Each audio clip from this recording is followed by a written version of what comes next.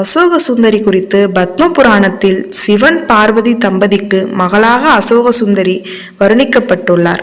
மேலும் அசோக சுந்தரி நகுசன் என்பவரை மணந்து கொண்டதாகவும் அவர்களுக்கு யயாதி என்ற குழந்தையும் இருப்பதாக அதில் சொல்லப்பட்டுள்ளது. தனக்கு ஒரு பெண் குழந்தை இல்லையே என ஏங்கிய உமையவளின் சோகத்தை நீக்க பிறந்த அழகி என்பதால் அசோக சுந்தரி என பெயர் வந்ததாக கூறப்படுகின்றது. அசோக சுந்தரியை காளி தெய்வமாகவும் சொல்லப்படுகின்றது.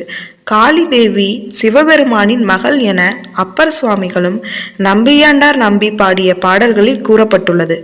அதே சமயம் கேரளாவில் சிவராத்திரியாக காளியையும் காணும் வழக்கம் இன்றும் உண்டு. சிவபெருமான் விநாயகரின் தலையை கொய்த போது பயத்தில் அசோக சுந்தரி உப்பு நிறைந்த சாக்கில் ஒளிந்து கொண்டதாகவும் அதனால் அசோக சுந்தரியின் தேகம் திவ்ய உப்பு சுவை கொண்டதாக மாறியதாகவும் கூறப்படுகின்றது.